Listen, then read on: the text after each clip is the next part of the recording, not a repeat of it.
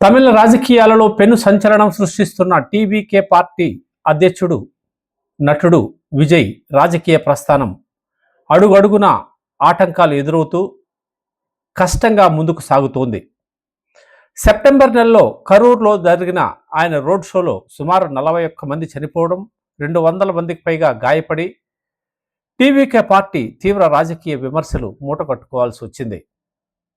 ఈరోజు పుదుచ్చేరిలో జరిగిన బహిరంగ సభలో ఒక వ్యక్తి ఏకంగా గన్తో హల్చల్ చేయడం కలకలం సృష్టించింది. దీంతో అప్రమత్తమైన పుదుచ్చేరి పోలీసులు ఈ విషయంపై సమగ్ర విచారణ జరుపుతున్నారు. విషయం తెలిసిన వెంటనే పటిష్టమైన బందోబస్తు ఏర్పాటు చేసినట్లు సీనియర్ ఎస్పీ ఆర్ కలైవానన్ మీడియాకు తెలిపారు.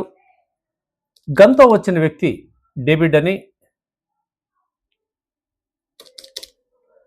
ఆయన మీడియాకు తెలిపారు. శివగంగై జిల్లా నివాసిగా ఆయన్ని గుర్తించినట్లు సమగ్ర విచారణ జరిపి కుట్ర కోణాలు ఏమైనా ఉన్నాయా, విజయ్కి ప్రాణహాని తలపెట్టడానికి ఇలాంటి ప్రయత్నాలు చేశారా అన్న కోణంలో కూడా దర్యాప్తు చేస్తున్నట్లు సీనియర్ ఎస్పీ మీడియాకు తెలిపారు. ఈ నేపథ్యాన్ని పురస్కరించుకొని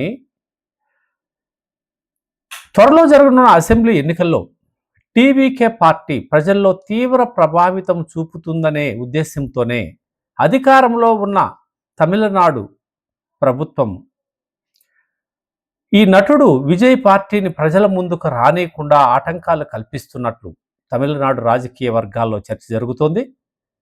ఏదేమైనా తమిళనాట సినీ రంగాలకు చెందిన వారు అనేక మంది రాజకీయాలలో ప్రవేశించి ఆ రాష్ట్రాన్ని పరిపాలించిన సంఘటనలు ఎన్నో ఆ రాష్ట్ర ప్రజలు చూశారు.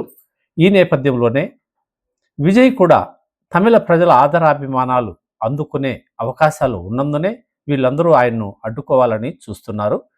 అలాగే తమిళనాడులోని ప్రతిపక్ష పార్టీలు విజయ్తో జతకట్టి అధికార డిఎంకే ప్రభుత్వాన్ని గద్దె దింపాలని కృతనిశ్చయంతో ఉన్న టీవీకే అధ్యక్షుడు మాత్రం స్వతహాగానే ఒంటరిగానే ప్రజల ముందుకు వెళ్ళి సేవ చేస్తానంటూ ఇదివరకే ప్రకటించాడు. అయితే అధికార డిఎంకే ప్రభుత్వాన్ని ఆయన ఏ విధంగా ఎదిరించి ముందుకు సాగతాడనేది కాలమే నిర్ణయించాలని రాజకీయ పరిశీలకులు అభిప్రాయపడుతున్నారు.